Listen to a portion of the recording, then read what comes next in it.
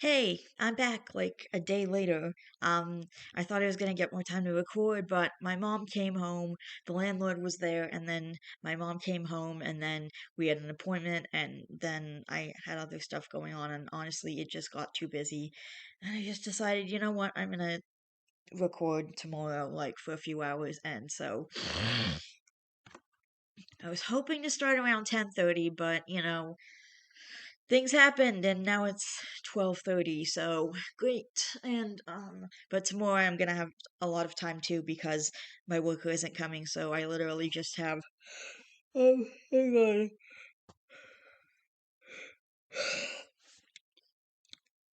I just have like a 1 hour thing with Carrie Ann. And so that's it. So I'm gonna start recording on time tomorrow, and then I'm gonna record for I don't know 3 or 4 hours. But I decided not to upload anything, and I decided I was just gonna I was I just decided that I was gonna put that I was gonna record more today, and then I was gonna put it together. You know, regard you know, rather than post one chapter yesterday, I wanted to do more and post more chapters. So, yep, I'm gonna read. Sorry, hang on. Okay.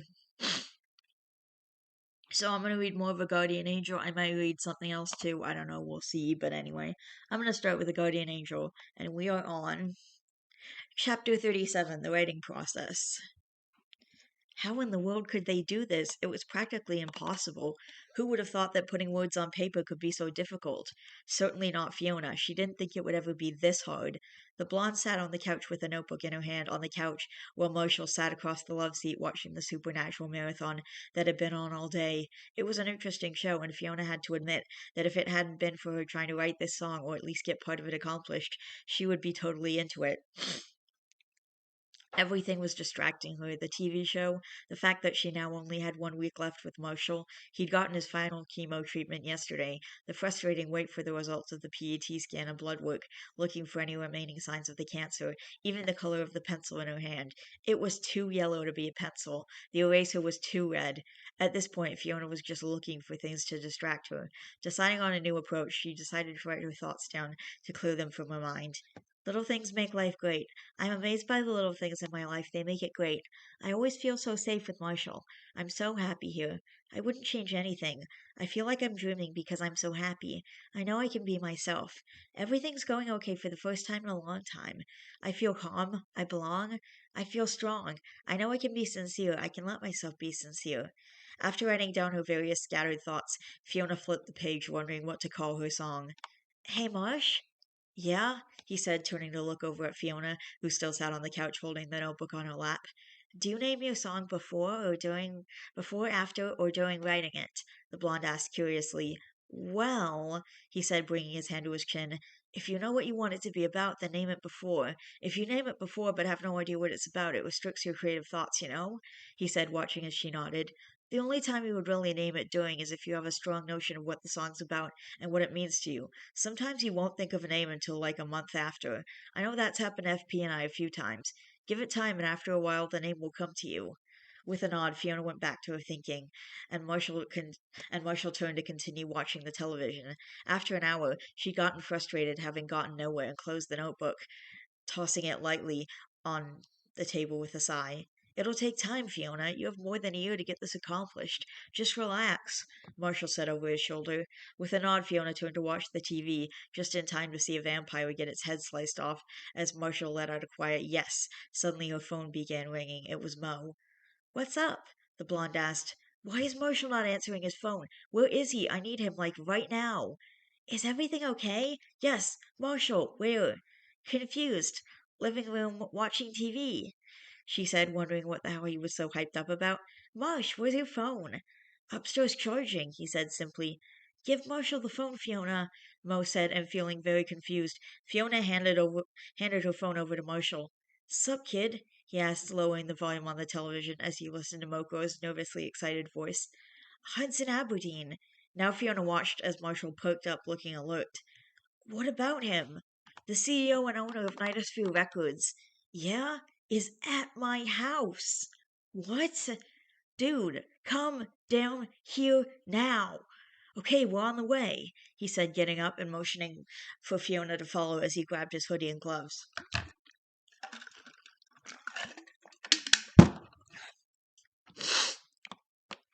30 minutes earlier, Moko had been in the loft, sitting on the railing and playing his guitar, just an easy tune he'd made up. He knew he wasn't the best at singing, but he'd want to make a song for his parent. He'd wanted to make a song for his parents. He just played, sang what come to mind, and wrote it down. He'd been working on it for more than a month now.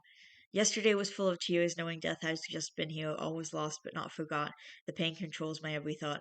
A new day's battle has begun, and all was lost and nothing's won. I can't wait to see the day when the tears all go away.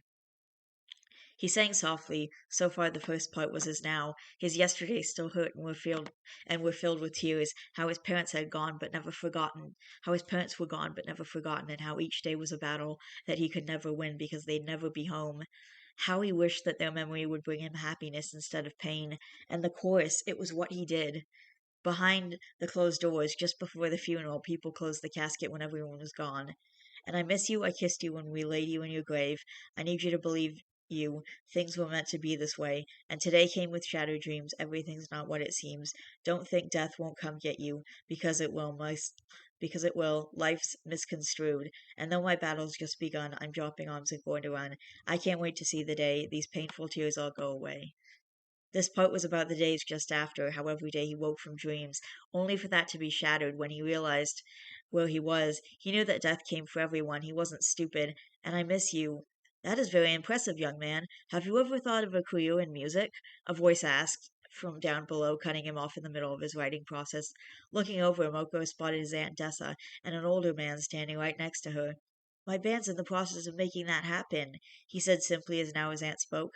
Modesta, sweetie, this man here is Hudson Aberdeen, and now he almost fell off the wooden rail. What? He asked, his voice cracking, now looking from his aunt to the man next to her. Are you serious? You can't be serious, he said, jumping down the hole in the loft, used to drop bays of hail from floor to floor, and hurrying over to the pair, now seriously scrutinizing the man before him, who stood there quite awkwardly. Modestus Cronin, show the manners my sister raised you with, Dessa snapped with her hands on her hips. Auntie, you have absolutely no idea who this man is, Mo said in a state of awe, and he seems to be of some kind of importance to you, yet you've shown him no respect, she said, simply watching as he blinked in surprise, as his face tinted pink in embarrassment. I'm sorry, he said quickly, now offering his hand to the man before him. My name is Modestus Cronin, but everyone either calls me Moko or Mo. It's nice to meet you. He swore he was going to die as the man shook his hand in a firm grip. It's a pleasure to meet you, Modestus. As your aunt said earlier, I'm here to speak with both of you. Both of you, since I'm here to speak with you. Both of you, since it appears that she's your guardian. Okay, Mo said, looking around, before leading them towards a table with chairs he found and fixed up. What would you like to talk about? He asked once they were all settled. I'm not quite sure how you'll take this, so first I will say that I heard about your parents' passing, and I would like to give you my condolences. You, Moko, was it? Yes. Moko, for the loss of your parents, and you, Dessa, for the loss of your sister and brother-in-law. I know that these must be very painful times for you, he said softly. Thank you for your condolences, Dessa said politely as Mo nodded. This was not the sole reason for my visit, however. Both of your parents were organ donors, he said, watching as the teen nodded. I know, I am too. My mother said that wasting the chance to save a life was pointless because somebody's tragedy could be another family's miracle. Those are very true words, and to use them myself, the tragedy of you losing your mother was the result of my miracle. Now Moko and Dessa exchanged glances, and it was his aunt who spoke. I am afraid that I don't understand. I was dying. I was born with a heart defect that only worsened with age. I now have a strong, healthy heart beating in my chest. Your sisters, he said, looking to the blonde. Your mothers, he said, now looking to Moko, who simply stared in shock as he blinked quickly before standing. I'm sorry, I need a minute, he said to the two adults before walking to the end of the barn and sitting against the wall in the last stall out of their view as he closed his eyes. So, why would I want to be an organ donor? Mo asked, watching as his mother grinned at him. Well, I'm an organ donor, and so is your father. That's not the reason, though. Think of it like this, sweetie. Say, for example, that I get sick and my liver starts failing. The hospital can only do so much because all efforts are exhausted. So then they tell you that the only way I'll live is if I get a new liver. So you sit in the hospital watching as I get sicker and sicker, each day worse than the last, and you're sure that you're going to lose me, she said softly, placing her hand over her chest and looking sadly at her son, who now looked upset. Then suddenly a miracle happens. They found a donor, a person who died, but still wanted to make a difference in this world, who still wanted to give other people a second chance, to give them that time with their family. They chose to give away the organs that could save another person's life. They chose to turn their tragedy into somebody else's miracle. Mo, by becoming an organ donor, you choose to become the miracle in somebody's tragedy. Wasting the chance to save a life is pointless because that only results in more dead and sick and more people hurting in this world, she said, watching as her son nodded, and reaching over, she hugged him. Oh, Momo, you can do whatever you like. You can choose whatever you like, but I chose to become an organ donor because but I chose to become an organ donor to be a miracle in somebody's darkest time. Blah, blah, way to go being all emotional and crap. Geez, I only asked a simple question, Mo said, pouting at her and watching as his mom smiled. You know me, I'm always showing my sissy ass emotions. Deal with it, kiddo, she said, messing up his hair and making him laugh as he checked the organ donor's box as he continued filling out the paperwork for his license.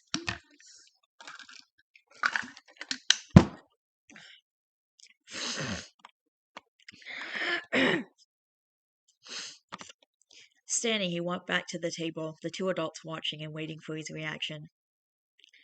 My mother said to me once that she chose to be an organ donor so she could become a miracle during somebody's darkest time. I know she would be thrilled to know that she saved your life and possibly more, Moko said softly. I realize that this is difficult, but I would like to offer you whatever I can to thank you and to thank your mother, because she saved my life, and she gave my daughter a father to come home to once again. Whatever you want, I will give you. I want to give you, to show my sincerest condolences and appreciation. Money is no object here, Hudson said, watching as Moko sat silently. You are the CEO of a record company, Nidosphere Records, correct? He asked, watching as Hudson nodded. That is correct. My band just signed a contract with a small record company last week. We're officially stuck with them for the next 2 or so years, he said, watching as he continued to nod. You had the Scream Kings with Marshall Abigail for a record season under multiple contracts, right? That is correct. That band was one of the highest grossing bands in its genre in history. The world would be hard pressed to find another band like theirs. Exactly. I just want to ask two things of you, Mr. Aberdeen, Mo said, thinking this through Wait, what? Thinking through this carefully. Whatever. I'm not going to ask you to sign my band, but I do ask that you meet our band's founder and listen to our demo CD. It's 5 songs long. It has 3 originals, one cover, and one duet. Would you be willing to do this? I most certainly would. Did you say what he was doing at Gummy's? Fiona asked as Marshall drove down the street, pulling into the long driveway after the 10-minute drive. No, he just said to get down here. Maybe he's doing some kind of business with Gummy's dad, Marshall said as he parked the car, and he and Fiona climbed out, the blonde holding the umbrella over the both of them as they headed towards where Mo's room was. After the skin cancer, Marshall was taking no chances with the sun lately. Together they walked into the barn, and once they were in the shaded building, Marshall took off his hoodie and gloves, while Fiona folded down the umbrella. Mo, where are you, dude? Marshall called out, watching as his friend nonchalantly walked around a corner, and after taking at least 4 steps, broke out into a sprint, racing over to them. Dude! Dude! He said in a hushed whisper. What's he doing here? Marshall asked curiously as Mo grabbed his sleeve and began dragging Marshall over. He came to see me! Moko said, still whispering. Why are we silently screaming? Marshall asked. Moko, how'd this happen? Fiona asked curiously. Now he paused, releasing Marshall's sleeve and taking a deep breath. My mother was an organ donor, and he has her heart. Now both Marshall and Fiona stared in shock. And he wants to thank me by doing something for me, whatever I want, so I asked. You didn't ask him to sign us, did you? Marshall asked quickly. Hell no, I wanted to want us by our own merit, not because of pity. Now Marshall sighed in relief. Thank Glob, so what did you ask for? I asked him to listen to our demo, and I asked him to meet with you. Now Marshall paused. I get the demo, but why to meet with me? Now the trio stopped just before the corner. Because one, if anyone were to convince that guy to want us, it's you. And two, you're the spitting image of your dad. And three, he doesn't know you exist. You're pretty unforgettable, Marshall. So let's do this, okay? Let's get our foot in Nightosphere Records and let's make him want us to the point where waiting years will be 100% worth it, Moko said with a grin. Watching us slowly, Marshall grinned. You're a genius, he said, wrapping his arm around the younger teen's shoulders. Let's not keep the man waiting. That said, they turned the corner, heading towards the table. Hudson watched as the teenager stood walking from his seat after hearing his friend calling for him. After a quick conversation with Dessa, three teenagers rounded the corner, Moko, a blonde-haired girl, and the third he swore was a trick of his eyes. He looked just like Marshall Abadir. Walking over, Moko and his friends stood before him, the young man reaching for his hand. Hudson Aberdeen, it's great to meet you, he said, shaking his hand, and to Hudson's surprise, he also sounded very similar to Marshall Abadir as well. My name is Marshall. Marshall watched as the man's face contorted in confusion as he blinked, as if not sure what he'd heard. I'm sorry, can you repeat that, please? I must have misheard you, he asked, now listening closely. My name is Marshall, the teen said again, much to his shock. Marshall Lee Abadir. Now Hudson sat back down, just staring at him, as if unsure what to say or do. Abadir? Yes, sir. Okay, shot in the dark here, the lead singer of the Scream Kings is my father, Marshall Abadir, Marshall said with a grin. The resemblance is uncanny. Everyone says that, Marshall said, now eager to move along the conversation. So, Moko said that we should talk, Marshall said, looking over to his friend before glancing at the older man. Have you heard our demo yet? No, I felt it more appropriate to wait for the band members, he said on the way. Is this all of them that would be joining us, Moko? Yeah, it is. Well, then, I say we should begin listening, should we not? Hudson said, pressing the play button on the radio that Mo provided and closing his eyes as the music began. Marshall, Moko, and Fiona sat in silence for more than 15 minutes as the CD continued to play, song after song. Hudson paused the CD every now and then to ask an occasional question: who was singing, who screamed, who played what instrument. Now the duet was beginning, and Fiona found herself oddly nervous at the thought of being judged by this highly acclaimed and very well-known musical critic. Her heart was pounding violently in her chest as the melody with Marshall's voice continued coming from the radio, her part rapidly approaching. Finally, she could hear her own voice saying her part, and after several verses, Hudson paused the CD. Is this you singing? He asked, looking to Fiona, who nodded her head nervously. Yes. Hearing this, he nodded. You have a very powerful voice. Thank you, she said, unsure of the comment, and watching as he smiled. That is a compliment. Hearing this, Fiona blushed, smiling and looking up at Marshall. Pressing play, he listened to the rest of the song. Marshall stood silently when the song ended. They all watched as he opened the CD player, removing the disc and placing it back in the case. So, Mo said softly, what did you think of it? I am more than impressed by your band's competence, but as Modestus stated earlier, he was not asking me to sign you all, but to merely listen to the CD, and I have listened. Now, the problem of you being signed to Apocalyptica Records is that after hearing this, I cannot sign you. I will, however, challenge you to impress me, he said, watching as the three teens exchanged glances. I was told you had roughly 2 years with Apocalyptica. Is this correct? He asked, looking to Marshall, who nodded. Yeah, that's right. Well, Apocalyptica has had breakouts and bombs. Breakouts are classified as selling 30,000 CDs. I challenge you to beat that. Sell more than 40,000 CDs, and I will sign you with no hesitation, on the condition that your material and sound have not deteriorated in the 2 years. In the 2 years you're stuck in a subpar recording studio, he said, watching as they all shared excited looks. I do not take my artists and their careers lightly. If you sign with me, it is a career move and full-time commitment. I expect to be more than impressed in 2 years, Hudson said, pocketing the CD and pulling a card from his pocket. I expect updates on the status of the band, songs written, concerts, and performance dates, he said, handing each teen one. Do not disappoint me. Now Hudson stood, shaking hands with the three teenagers before turning to Dessa.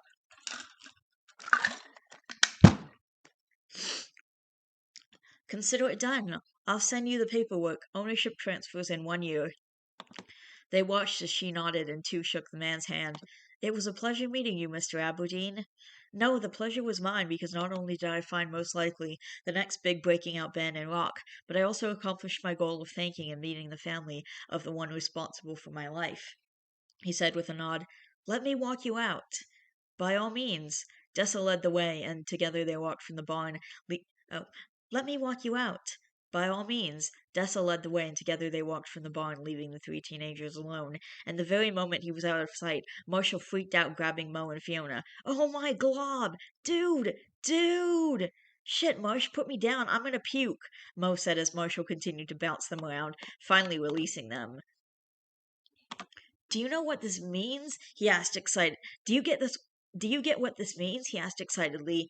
It means that in 2 years your dreams come true, man. So we have work to do. I've already been working on a song. That's one original we can put in for Apocalyptica, Mo said. Exactly, yes, and awesome. Mo, I could kiss you right now. You're a genius, Marshall shouted. Words can't even Woods don't even, I can't even. Nightosphere Records. The CEO of Nightosphere Records wants us. Marshall, are you crying? Fiona asked softly, watching as Marshall continued to laugh as he leaned up against the wall. Fiona and Moko staring at him. Maybe, I hoped, but I never thought we'd be getting this news so soon. I can't believe it. He loved us, he said with a soft laugh as he wiped his face. I'm so happy I'm actually crying, he said in disbelief, as he now looked at Fiona and Mo. Are you okay? Fiona asked, kneeling next to him. The last time I was this happy was on your birthday, he said, pulling Fiona into a tight hug. We're actually going to do it. We're going to change the world, Marshall said, still holding Fiona in his arms, but now looking at Mokro. Who just couldn't stop grinning at his friend. Our music is going to change the world. This is going to change our world. Okay, that was another chapter of the story. That was actually a pretty short chapter compared to the chapters I've been reading lately. So there's been a couple shorter chapters these last couple chapters. So I'll be right back with another chapter. And I also just want to say that there's an author's note here about how his brother's surgery went off to a very shaky start, blah blah blah, and then everything ended up going well, and then everything was fine, and if you guys want to like read the book and all the author's notes and stuff, because I think it's like he does have some author's notes about his life and stuff, and most of them are just, oh, here's when I'm gonna update again, life gets in the way, here's why I haven't been updating, blah blah blah, whatever stuff about updating, but he actually was talking about his surgery, his brother's surgery, so I'm really happy to hear that his brother's surgery went well. I know that was a really long time ago. And by the way, I was rewatching the video of the very first chapter I recorded a little bit ago, like I think a week ago, sometime last week, and um, I started reading the book like 7 months ago. At this point, probably more like 8 months ago. But I started reading the book 7 months ago, and it was only at 70 chapters when I first started reading it. Like by the time I read the first chapter, so that means that 8 months the chapters have nearly doubled. Um, I'm feeling a little bit sick, so I'm gonna go to the bathroom. Like, I'm not feeling like I'm gonna have a really bad IBS attack or something, but I do feel like I have to go to the bathroom, so I'm gonna go do that, and then I'll be back with the book, with more chapters of the book, and I'm gonna do more of a guardian angel. I want to read at least two more chapters of a guardian angel, and then I'll decide if I'm gonna keep going with it or if I'm gonna do something else. And I've already been looking at like other fan fictions that I want to read. Like I have some Gravity Falls ones lined up, My Little Pony. I have some like I might want to do like Jessie or shows where there are less fan fictions for it, regular shows, stuff like that. And then I just have some like fictions that I found on Wattpad that aren't like fan fiction, but they're just like books that I found on Wattpad that look really good and I want to read them. Like there's romance books and stuff, there's some horror stories, and there's some like and I also found a bunch of Septiplier fan fiction on Wattpad, which looks really cool. I don't know why I love that ship, but I've never read like a book about that ship before, but I just decided that I wanted to read some Septiplier stuff for you guys because Mark and Jack are both like huge YouTubers and I love them, and for some reason I just suddenly decided that I love that ship and I wanted to read, so we're gonna read some stuff about that too. Anyway, I'm gonna go to the bathroom and I'll be back in like, I don't know, I'm gonna say half an hour. Hey, I'm back. Hold on. I'm gonna read another chapter and I'm just gonna get into it. Oh shit. My battery's running low. Hang on. I'll plug my laptop in so I don't lose power. And then I'll read another chapter.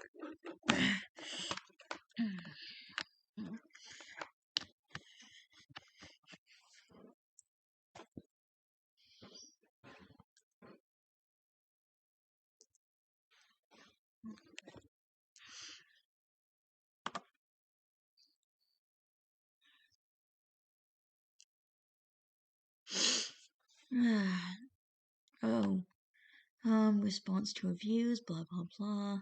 Wow, there's a lot. Okay. Hang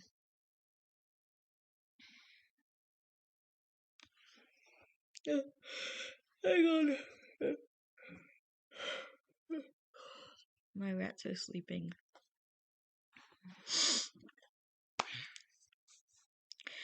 Chapter 38, An Unfortunate Reality.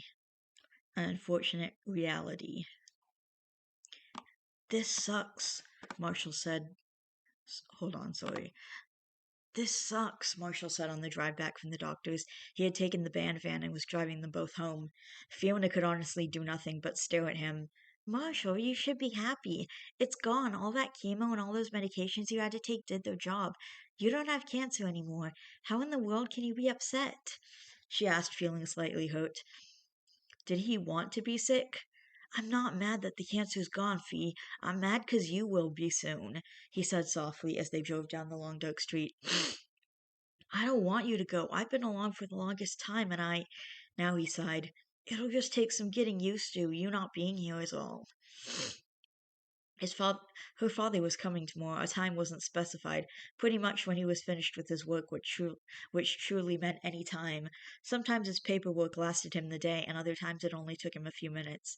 Mosh, you said yourself that you can come by any time you want to, and that you would. You know where I'll be, so it's not like I'm vanishing into the wind.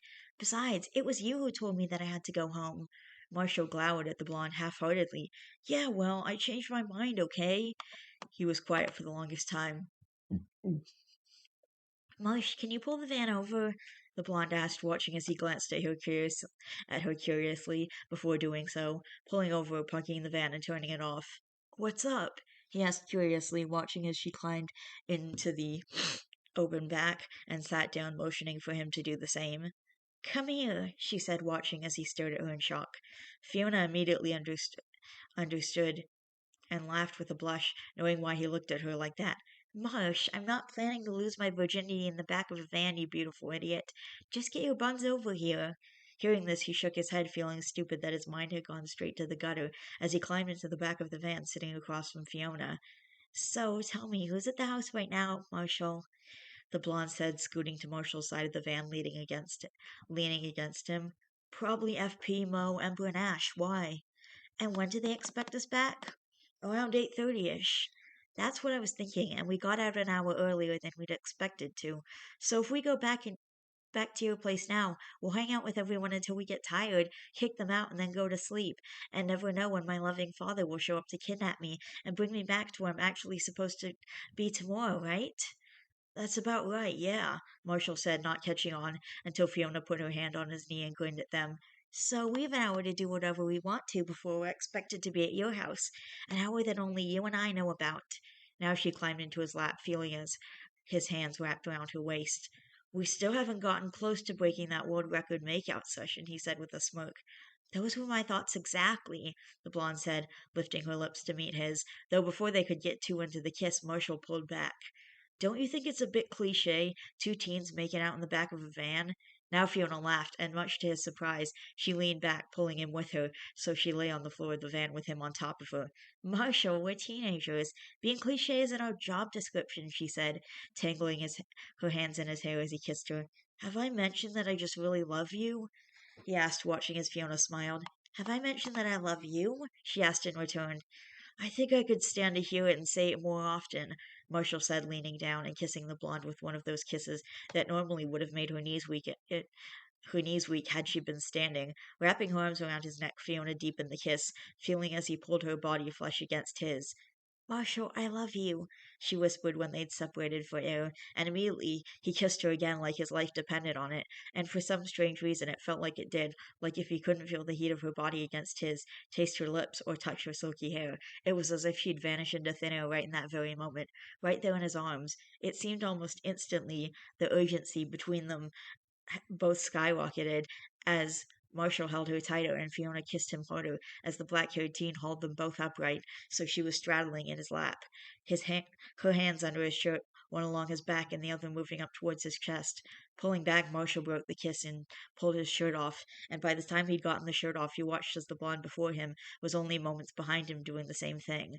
Fiona dropped her shirt, watching as Marshall stared at her, his fingers grazing against the newly exposed skin, her chest rising and falling from her quickened breathing, her face flushed. Finally, it seemed that Marshall had snapped himself free of his trance and reached for her once again, kissing her fiercely.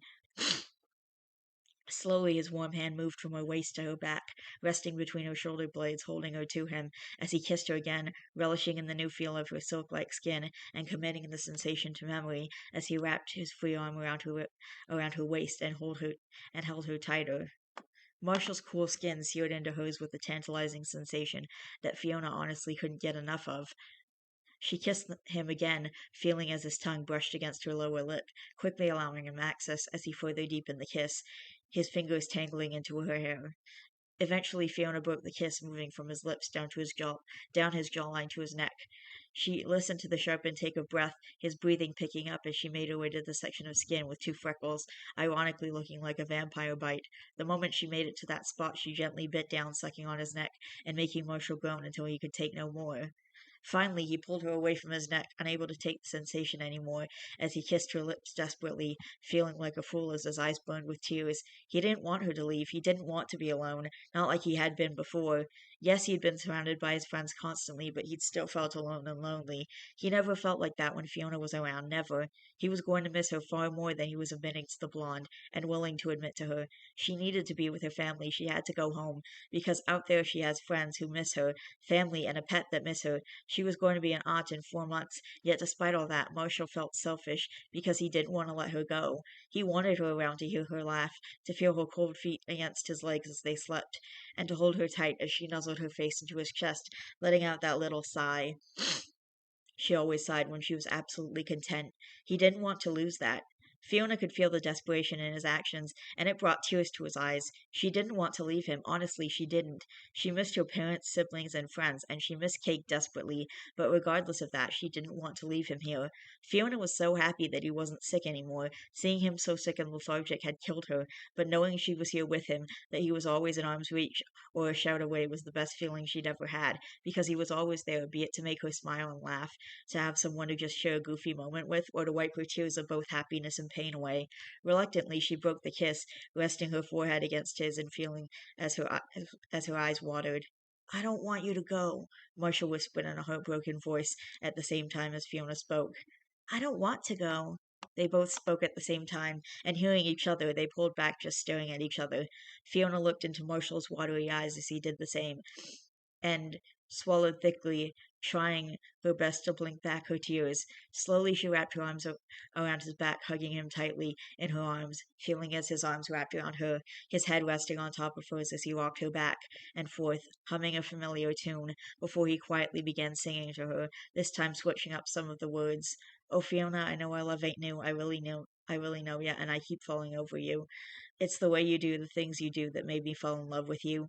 Fiona, are you in love with me too? He sang softly as the blonde replied back, keeping with the tune of the song.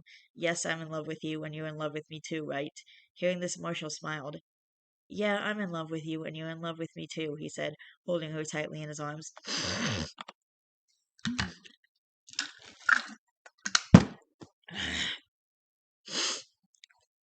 They arrived at 8:30 precisely, and climbing out of the van, they entered Marshall's house, passing the cluster of cars that signified the band's presence to do so, though when they reached the living room, Fiona was hugged by the person she least expected. Fiona, I haven't seen you in months. I missed you, Steve said, hugging the blonde tightly as she stood stock still in shock.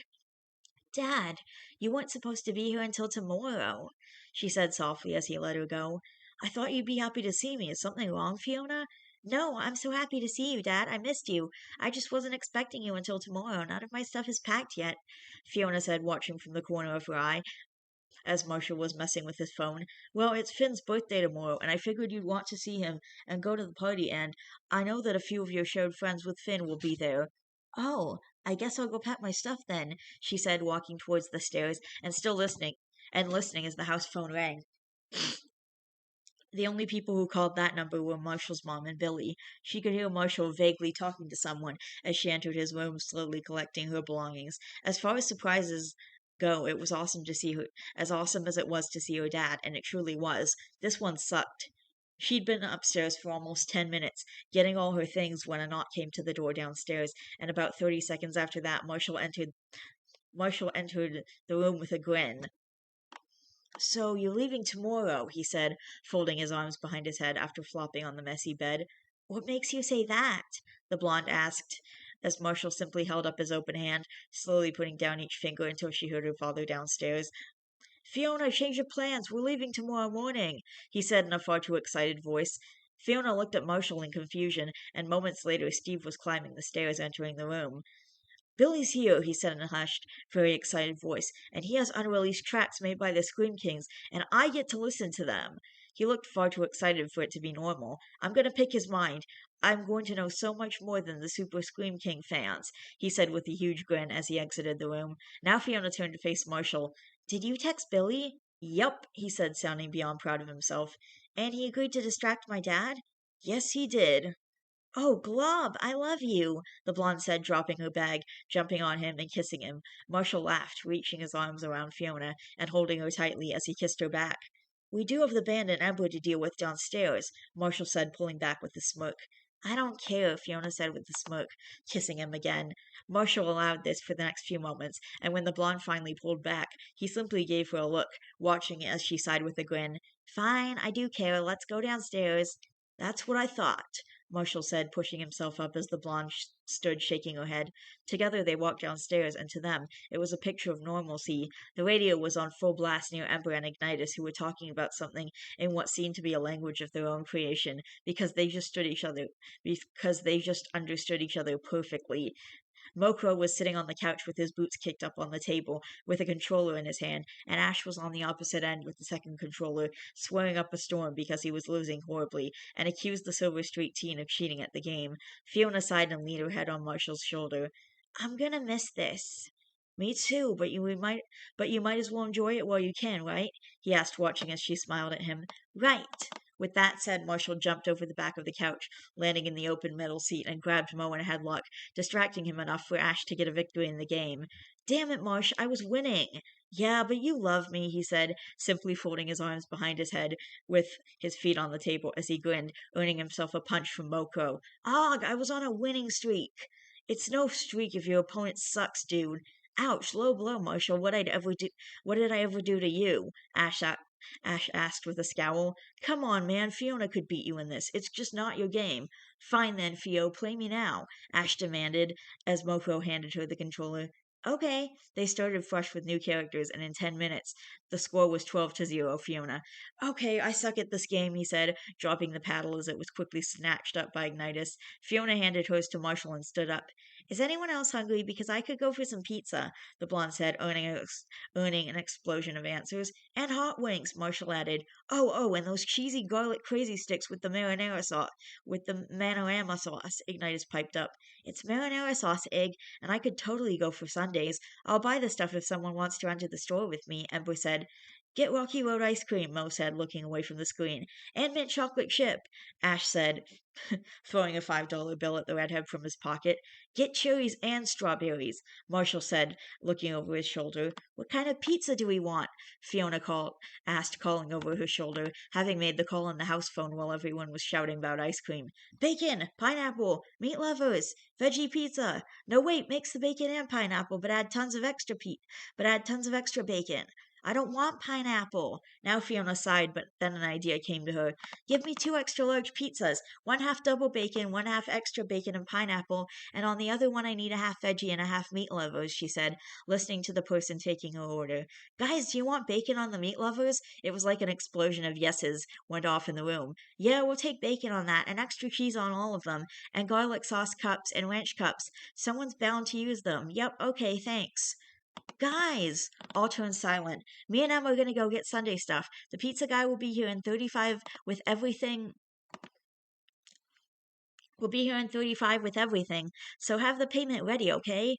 After being assured that they had dinner handled, Amber and Fiona headed off for FP's truck, the redhead having snatched the keys from her brother. The trip to the store was quick, and after purchasing a sickening amount of sundae toppings and ice cream, they returned to Marshall's for a night of all around ridiculousness, the last one they would be having for more than a month. Oh my god. Alright. Alright, I will be right back to read another chapter.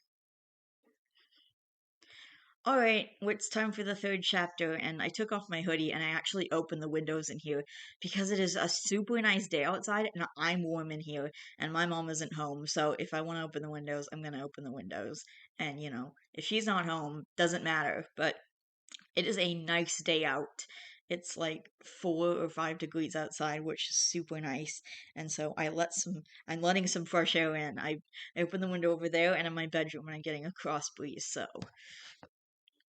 we're gonna read another chapter and then we'll figure out the time and see what's next if we can do another chapter or something. But anyway, all right, hang on. Chapter 39: Sweet Reunions. This was the perfect plan. It was in no way a bad one. Marceline wouldn't expect it in the least, and neither would Bonnibel, aka PB, Bonnie, Peebles, Peebs, and whatever else he'd decided to call her on a whim. They were having some kind of dumb girly feud, and Finn was having no more of it. Friends should be friends, and with their history, them being anything but was, in the words of Old Man Lemongrab from high school, unacceptable. He'd lured Marceline out with promises of music and a visit to their favorite cafe, Morning Birds, 2 blocks from her house. Bonnibel was a different story. She was easy to drag out, because despite her love of science and her ability to excel so far ahead of her peers, it was child's play to lure the pink-haired girl out with promises of a candy cupcake conveniently located at the same cafe he was planning to go to with Marceline. If there was one thing to remember about both of them, it was that Marceline was a night owl with a love for coffee, and Peebs had one crazy sweet tooth. Plus, both of them had a soft spot for the blonde, it being his birthday and all. Finn arrived at the mansion early and was welcomed in by one of their staff and led to the recording room. He'd promised Marceline a jam session last time and had to leave due to an at-home emergency. Broke his mom thought someone broke in when in reality Finn just forgot to lock the front door. He was still up for one. Now it just depended on if she was in the mood for one or not. He was left in the room alone, and flopping on the couch, he kicked his feet up on the table. When she walked in, Marceline seemed quiet. Happy birthday, Finn. What's up? She asked with a smile that didn't meet her eyes.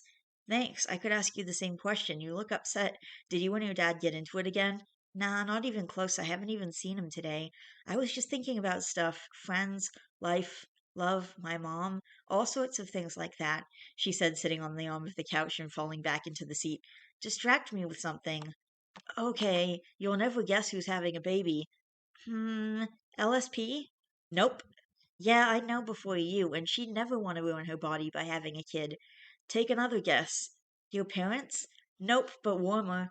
Oh my blob, not Fiona. Now Finn laughed. Not a chance. She and Marshall crash landed somewhere between tier 5 and 6 and are on cloud 9 with their relationship's tier level at the moment, he said, watching as she smirked. Yeah, they're cute together. Okay, then that leaves, she said, thinking for just a moment before gasping. No! Yup, Finn said with a grin. No flippin' way. Yes, it finally happened. I'm gonna be an uncle. Oh my glob, Jake. Him and Lady, Finn said with a smirk, watching as Marceline laughed. I'm betting Mama Bear didn't take that so well. Not in the least. She totally became unglued, Finn said, laughing. So check it. I'm on break because my classes fell through. All that crap. So I decided to chill at home and give Jake and Lady some space and all that junk. So they turn up out of the blue at the house together about this whole big we're engaged thing. I mean, Jake's been going on nonstop about how when Lady came back from Korea, he was gonna pop the question. Hell, it was the main reason that I left. So anyways, it's been months since she came back and he's been being a pansy, totally too freaked to do it. But that's whatever. So Dad pulls out the champagne to celebrate their engagement because you know how they like Lady. Marceline nodded. His parents did adore that girl. So we're all toast, and those two are just staring at their drinks, just giving each other these looks like silent goings back and forth. You tell them, no, you tell them. So at the same time, no kidding, Jake goes, we're having a baby. And Lady pops out with, I'm pregnant. So Dad's in shock. I'm not really surprised because who's the unlucky guy who heard most of their nightly activities? This guy right here, he said, pointing to himself with both hands. And Mom flips, all like, you're both 23, you should know better, rah. So after an hour of her being pissed, she get all as hell. After an hour of her being pissed as all hell, she gets this sudden and immediate notion that just because Jake got his girlfriend knocked up, Fiona will somehow sense this and would want a baby with Marshall. So no kidding, she hoods all of us into the car.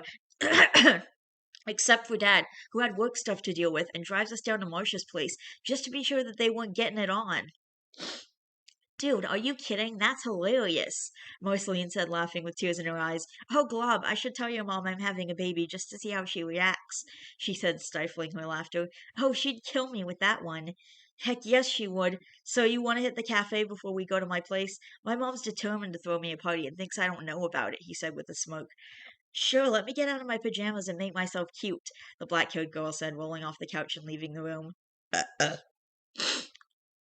Finn followed her out and sat on the staircase leading to a room and decided to text Bonnie. Hey, PB, you're coming to my secret party today, right? Of course I am. It's your birthday, Finn. Did your mom kick you out to make it a surprise yet? Yeah, she did. I'm heading over to the cafe in a bit. Want to split a candy cupcake? Yes! I mean, sure, if you don't mind. Good, I'll see you in 30, peeps. Pocketing his phone, Finn turned to see Marceline heading down the stairs. I'm ready to party and drink coffee. Let's go. On it. The walk to the cafe only took 15 minutes, which was good because it gave them enough time to order their drinks and settle down at a booth. I'm gonna go get. Finn sat facing the door, and 10 minutes into their coffee, he spotted Bonnie walking in. I'm gonna go get a snack, he said, standing from his seat, Marceline nodding at him. Bring me a strawberry shortcake or something. I'll give you the 5 when you get back here. Gotcha. Walking over, he caught Bonnibel's attention. Hey, Finn, happy birthday, she said, hugging him and waiting in line as he ordered the 2 desserts and as she ordered her very sugary latte. After receiving their thanks, Finn smirked, having the best plan. You see that booth over there? He asked, pointing to the one Marceline was in, though to his luck she was out of view. Yup. I'll race you to it, he said, pretending to run and watching as she raced over, sliding in his seat as he plopped next to Marceline. Happy birthday to me! My 2 best friends in the world are sitting at a coffee shop with me for my birthday. What's she doing here? They both said simultaneously, and seeing this, they glared at each other. Now Finn placed the desserts in front of both of them, watching as they scowled, looking away from each other. You said we were going to get coffee, not that Miss Perfect was coming along, Marceline said angrily, snatching a strawberry shortcake from Finn's hand and slamming the $5 on the table. And you told me that we'd be having a candy cupcake, not that Marceline the drama queen would be here. Will both of you shut up? He asked, taking a sip of his cocoa, as both girls turned to him with looks of death on their faces. I knew that would get your attention, he said with a grin, hoping that bluff would work. I brought you two here because you were friends since first grade, and whatever fight you're both having isn't worth your friendship. That's guaranteed. Yeah, well, if she wasn't so rude and jealous of me, then we wouldn't have fought, PB said with a scowl as Marceline looked at her incredulously. Excuse me? You dropped me like a bad habit when you got the chance to graduate early, and then you came back And when you came back, all you did was rub my face in it, Marceline said angrily, taking a bite of her shortcake. I was proud of what I accomplished, PB said, feeling insulted. You don't rub your accomplishments in somebody's face out of pride. The only reason you did it was because you knew it would hurt my feelings, the dark-haired teen said, slamming her fork down and abandoning her shortcake. That's not true. I was trying to inspire everyone else to make strides in their education. Now Marceline cut her off. By making the class feel like we're stupid? That's what you did, Bonneville. You made everyone feel stupid because they weren't able to manage what you did. And on top of that, you really had to call out the fact in the middle of class that I was held back. Was that necessary? Because I don't think it was, Marceline snapped, her hurt obvious in her voice.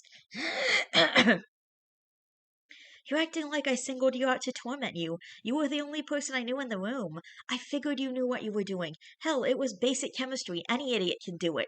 Any idiot can do basic chemistry, PB said, sounding affronted. See, you're doing it again, and then that damn condescending tone of yours, too. When will you get it through that thick skull of yours that I'm a music business major, not a science major? Those are two totally different things, Marceline said through gritted teeth. Music is a subsection of science. You use basic vibrations and frequencies to create a pleasant sound. How is that not science? Because it's called music, you twit. Will you two seriously cut it out and talk like adults? Finn snapped, watching as they both grew quiet, looking contrite. From what I see, you're both only focusing on your own sides of the story and your own feelings. Peebles, from what I've heard from Marcy, you pretty much abandoned her once you hit college. You embarrassed her in front of all her classmates.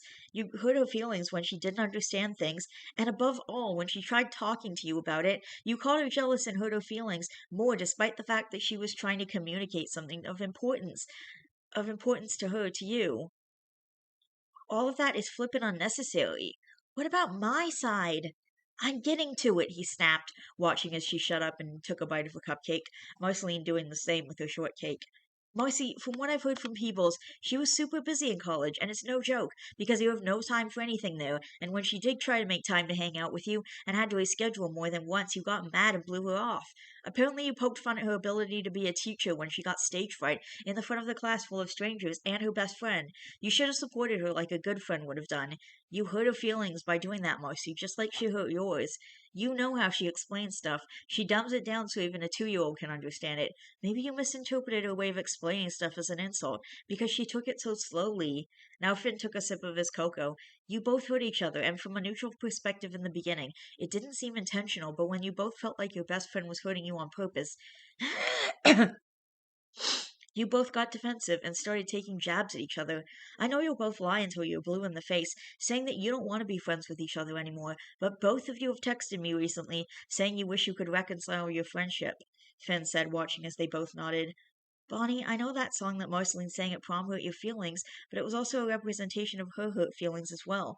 You know once she makes a song, she doesn't forget it, the blonde said, watching as she nodded. And Marcy, you can see that PB still wants to be friends, because she's trying to find a way to relate her life's passion to your life's passion. Come on, using vibrations and frequencies and junk to create pleasant sound? That sounds like a very scientific version of music to me. You two were best friends, you both hurt each other, and you both want to be friends again. Right now the ball's in your court to make amends with each other. I'll see you in an hour or less. I'm gonna go find LSP. Finn said, standing from the booth, draining the last of his cocoa and taking a bite of Bonnie's cupcake. Later, guys, he said, lifting his hand and walking away from them, leaving the two girls alone at the table.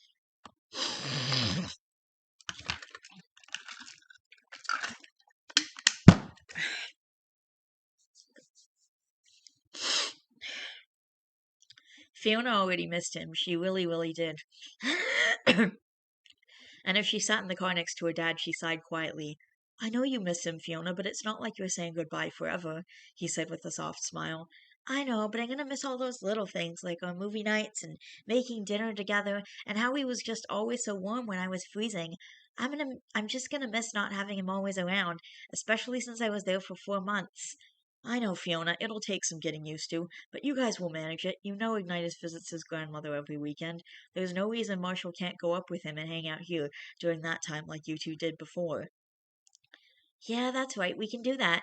Do you think that during school vacations and stuff I can go down and visit him? Like when FP's on his way home, he can bring me to Marshall's.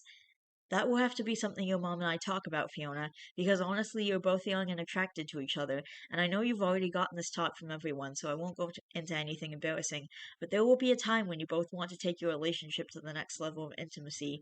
Your mom and I don't want to worry about you and Marshall slipping up and have you end up pregnant, because that would completely end your life as you know it.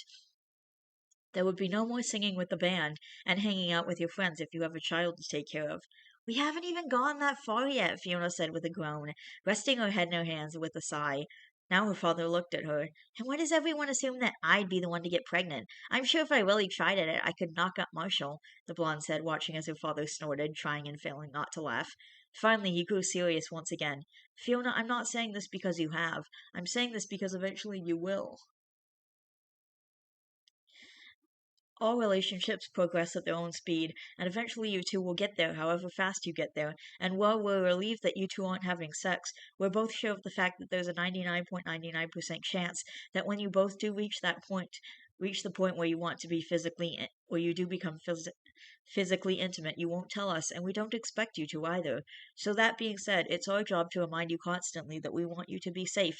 It's our job to tell you how much a baby will ruin your young adult life and make you miserable and regretful and all that crap, Steve said with a grin. Like I said, me and Ellen will have to talk about you visiting Marshall, but I'm sure I can convince her to at least be reasonable about letting you stay with Marshall every once in a while. Hearing this, Fiona grinned at her father. You're awesome, Dad. I know. Now, for the love of Glob, don't tell your mother that I was out drinking with Billy last night.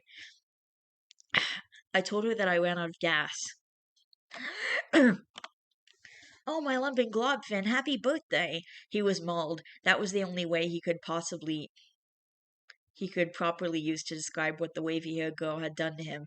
Hey, LSP, what's up? He asked with a grin, watching as the world-famous, at least to herself, Lisa Sue Perry, paced around the lobby of the Forest Center. Your mom so invited me to a party, Finn, and I was like, oh my glob, Finn's having a party? So naturally I called Brad so he could be my date, but he said he had better things to do, but that we could chill later. What the lumping heck? What better things could he have to do? Am I not good enough for him right now? So I told him to lump off and choke on it. I don't need that kind of negativity in my life, she said, crossing arms, looking at Finn with irritation. Good for you, Finn said, having no idea what she was going on about.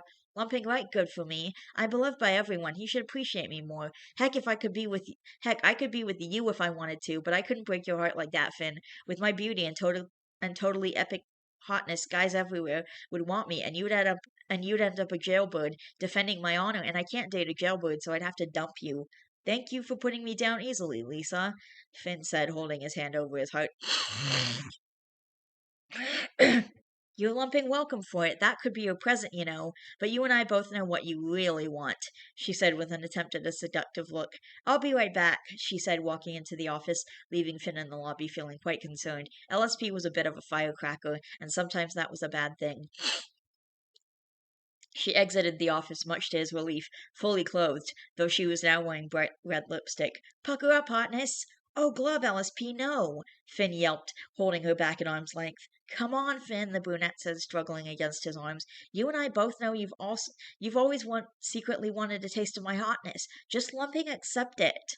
The thing to remember about LSP was that she was naturally difficult to handle when she thought you were in love with her. The trick was to convince her that your idea is her idea. Lisa, you don't want to kiss me. I'd only pine for you, and then it would ruin your totally steamy relationship with Brad, and you wouldn't want that. You're so in love with Brad. You're so in love with Brad, remember? He asked desperately, hoping that would work. Oh my glob, Finn, I knew you cared. Just let me give you one smooch, she said, pushing at his arms until Finn was only steps away from a wall. The other thing to remember about LSP was that unless she was the one doling out the intimacy and affection, it freaked her the hell out. Finn quickly spun around, holding the brunette so she was the one against the wall as he caressed her cheek, watching as her eyes went huge. Slowly he tilted her face towards, drawing close as her eyes got bigger. Rain check, he whispered with a grin, quickly backing up as he hurried towards the door with a wave of his hand. See you at my party, he said, rushing through the door. Lisa stood in shock, and blinking several times, she realized just what had happened, and ran towards the door, whipping it open. Oh my glob, Finn, you lumping jerk! I'll see you after shift change, hotness! Turning, she walked back into the lobby, spotting her coworker, who had come to replace her. She totally wants me. He totally wants me, she said, walking into the bathroom to wipe off the lipstick. His mom was honestly quite terrible at planning a surprise party when a party was in fact expected. Like for instances on birthdays or celebrations like graduations, promotions, Halloween, 4th of July, Memorial Day, Veterans Day, Groundhog Day, President's Day, Valentine's Day, St. Patrick's Day, Mother's Day, Father's Day, Christmas, New Year's Eve, New Year's Day, Easter, anniversaries, the list went on. It was always a good time to throw a party, so it was expected that Finn would have a party because he always had a party. So did Jake, and so would Fiona. So when Finn arrived at the house, he wasn't surprised to see balloons and streamers, or smell food cooking, or to see tons of people from friends and family to neighbors. What he hadn't expected was to see a man looking to be in his late 20s who looked a lot like Jake. He didn't recognize him at all. Finn, welcome home. Happy birthday, Ellen said, popping out of nowhere and hugging her son tightly. Surprise! Now the blonde just grinned. Ma, I knew you'd be throwing me a party. It wasn't much of a surprise, he said with a laugh. I know, but it's going to happen one of these days. I'll surprise you with a party, she said with a smile, patting his cheek. I know, Ma. Is Dad not back with Fiona yet? I thought they were supposed to be back last night. No, Steve wasn't paying attention and ran out of gas. Oh, that man is brainless sometimes, but I love him. Now she looked around. We didn't really get to plan for Fiona's birthday last year, so do you think she'll be excited when I throw her a party like this? Of course she will, Ma. Gets excited over spaghetti for Glob's sake. She'll be thrilled to have a party. I thought so too. Oh, I invited all of your friends. I remember you said Marcy and Bonnabelle were fighting, but I invited them both anyways. I just hope it doesn't cause any problems, Ellen said softly.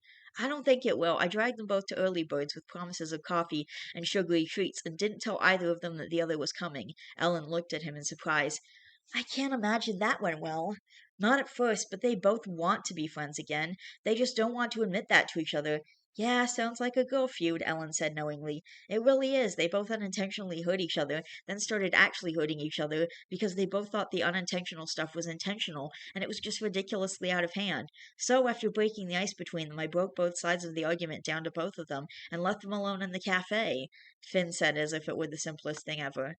Finn, sweetie, I do not think that was the best idea. You left them both with food, didn't you? Ellen asked, looking over his shoulder in shock. Yeah, why? He asked, looking in the same direction at his mother and face palming. Marceline was covered in cupcake crumbs and frosting, and Bonnabelle was splattered with strawberry and whipped cream. Before they could speak, Finn beat them to it. Are you friends again, yes or no? Yeah, they both said simultaneously. Good, then I don't care who started the food fight, he said, not wanting to listen to them fight over it. Marceline and Peavy shared a look then both turned to look at Finn, and something in their eyes was telling him to run, so he did. Bonnie went to go after him, but Marceline placed her hand on her shoulder, allowing him to get a head start, watching as he hovered by Jake, who just entered the yard from the opposite end. Mrs. Wright, I thought you should be the first to know, because you're so Mrs. Wright, I thought you should be the first to know because you're so much like a mom to me that I'm pregnant and Bonnie here is the father, Marceline said with a smile.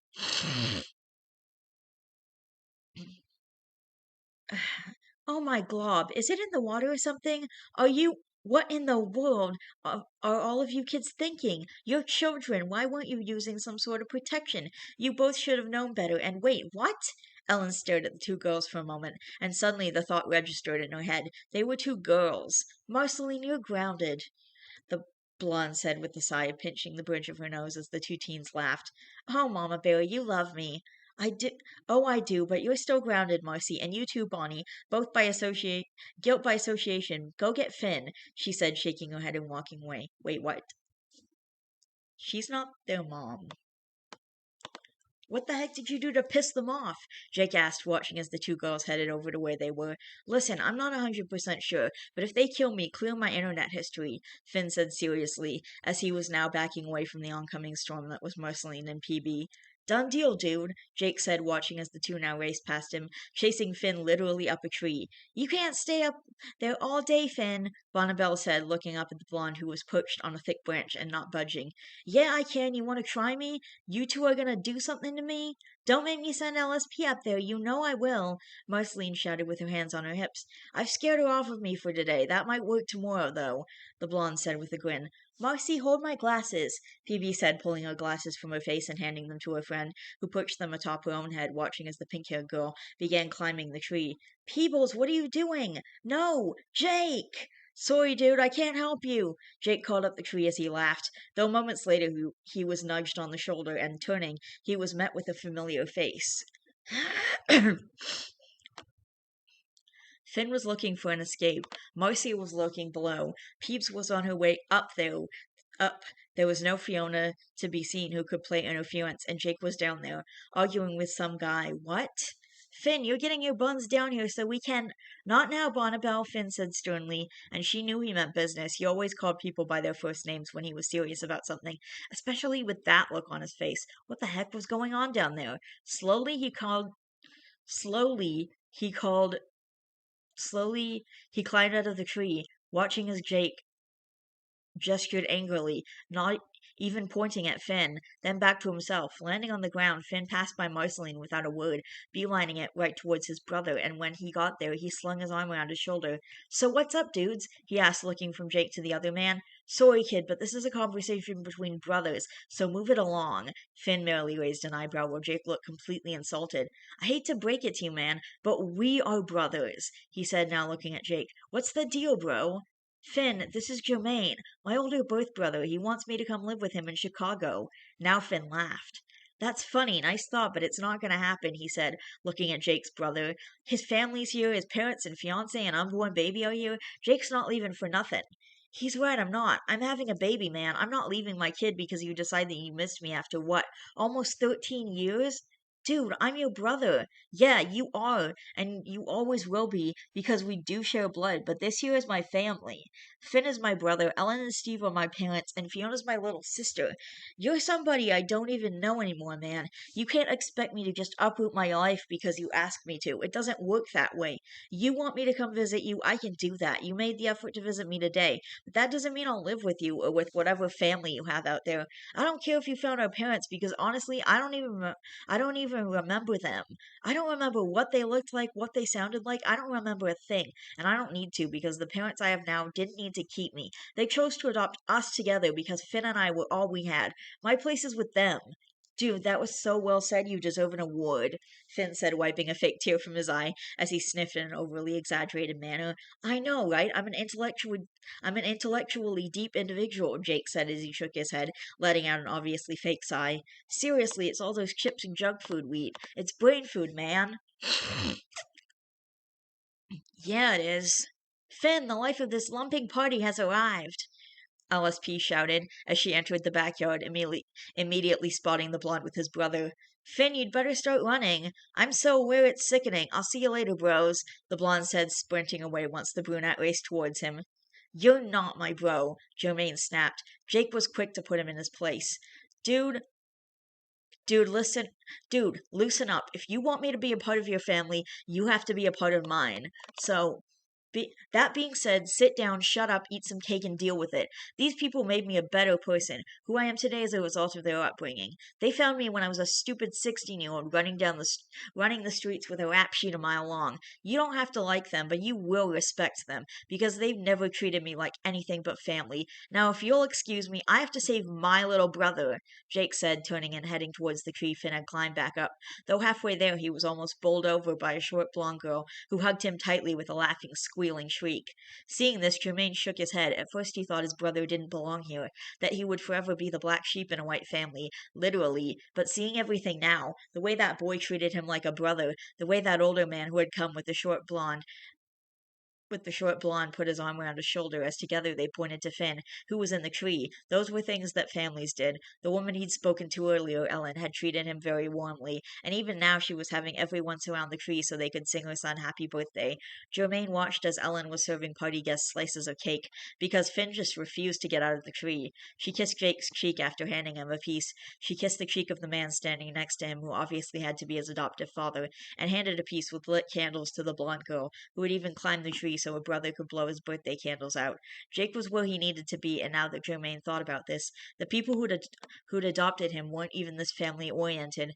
The woman he'd learned to call mother, though she loved him, would never throw a party like this. It wasn't even about means either, because they were in fact quite wealthy. Being a state senator will do that to you, but it was just about the thought of doing it, and honestly, she just never thought to do it.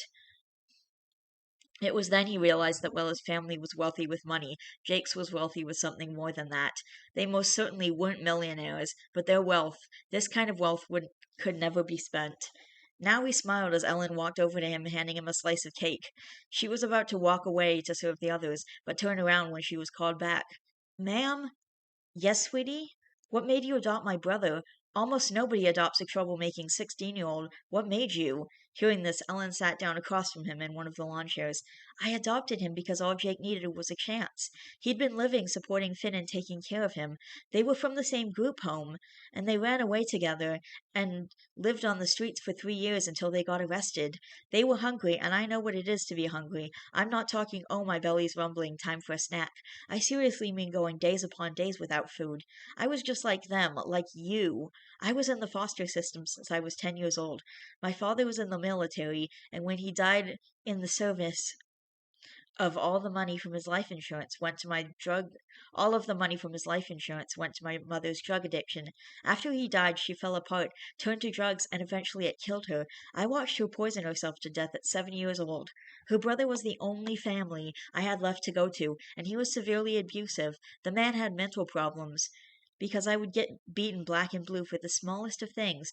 The thing he liked most, though, was to deny me things to eat. First it would be breakfast, then he would happen to forget to pack me lunch for school, then he would either forget to make dinner or just not come home at nights. When he did, he was drunk. I remember one time I really did get into a fight at school and took somebody's lunch. I know how frightening it is to be on your own, and I know how scary it can be when you're fighting literally to feed yourself. And not only did Jake do that, but all while caring for a boy 3 years younger than he was. I knew he just needed a chance, and not many kids like him get that chance. I wanted to give him the opportunity to be the person I knew he could become, because he deserved it. I'll never forget the man I lived with before I was finally adopted. He was a preacher, and he would talk about everything: life, love, anger, being tired, loneliness. He was a little old man, but one day he said to me, Glob only helps people who have learned to help themselves. That if you just sit back and pray and do nothing, then nothing will happen because you have yet to plant that seed of change, she said softly, closing her eyes with a serene smile. I read your brother's track record many, many times, and everything was out of desperation. I knew it. So I begged Steve to take them both. They fought so hard to stay together. They were doing the best they could, and it wasn't enough. But with our help, I knew it would be. After just a day, we'd come to the conclusion that we could make a huge difference in their lives. So just like that, we adopted them, both of them.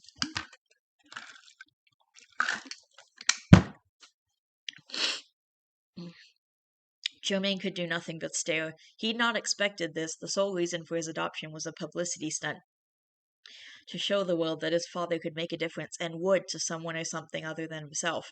But this, his parents didn't know the pain of the foster system. They didn't know the struggle or the worry, fear of losing your sibling, scared and parentless and at the utter mercy of the world, but she did. There had to be something. They couldn't be this perfect family. It was impossible.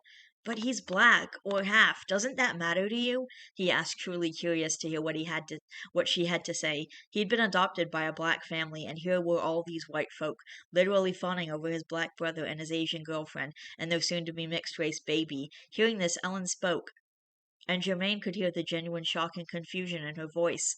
Why would it ever matter? The color of his skin means nothing. The color of your skin means nothing. You're not your color, and more than anything, it doesn't define you, or determine what kind of person you are, or what you've done, or who you will be. You as a person are who you chose to be. This was one of the first things I told him when we brought him here. He is my son, my pain in the ass son who gets his girlfriend pregnant at 23 without finishing college, granted, but he is my baby, just like Finn is my baby, and just like Fiona is too. None of them grew inside of me, but that doesn't mean that they didn't grow in my heart, she said in all sincerity, just watching as the young man before her just stared at her. But he's so different from all of you. Hasn't that hasn't that ever been a problem? Now Ellen smiled, taking his hands in hers. Yes, Jake is very different. Yes, Jake is very different from us, but the biggest problem I've encountered was that restaurants don't seem to want to give us the family birthday meal coupons when we use them on him. But we've found a way around that, she said with a shrug and a smile. It's never been a problem for my family. It's never been a problem for Steve's family, or for any of our friends. The most important thing is that Jake knows that here he is loved. Isn't that all anyone really needs? She asked softly, releasing his hands and standing up. I've never regretted for even a single moment taking in either of these boys, and I would do it again in a heartbeat. Because love is not something seen or touched, but it's felt with the heart. We may not be swimming in money, but we have love, and I think that's enough, she said, turning to face her boys, Jake now climbing the tree to save Finn. It is enough.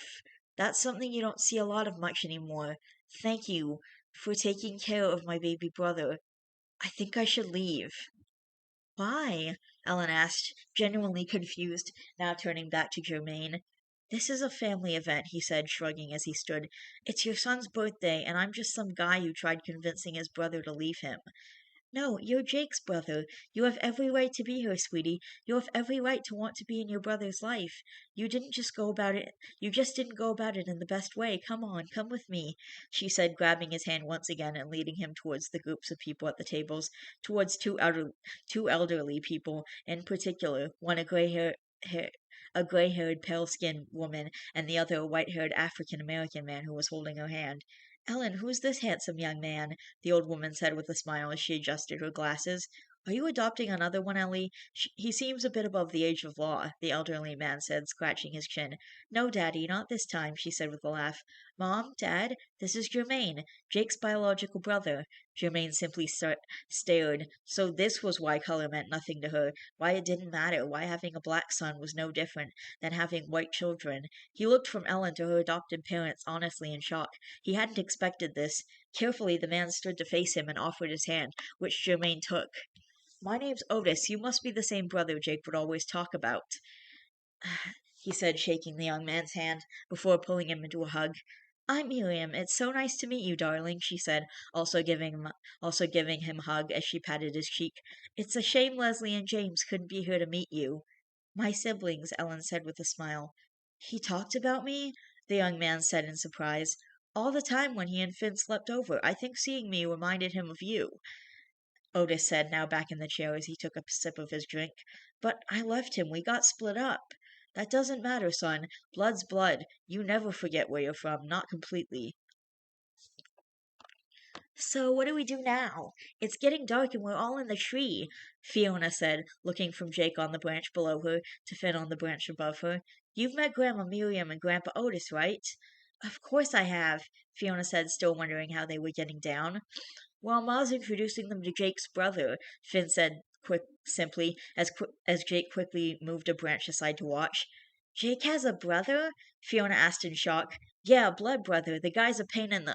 Finn said, looking over towards where Fiona had once been, only to spot her at the bottom of the tree, hurrying towards where her mother, grandparents, and Germaine were, both curious and not caring any more what punishment Finn was going to get from Marceline and PB and now LSP. They both climbed down after her. Jake made it past the girls unscathed, but Finn did not. He was mauled by the three of them and got cake smashed into his face and to every part of him they could reach. Jake looked back but shook his head. Finn would be fine, but with how stiff and rude Germaine had been hours ago, he was honestly expecting him to end up hurting Fiona's feelings and snapping at her, and Jake would not tolerate that at all.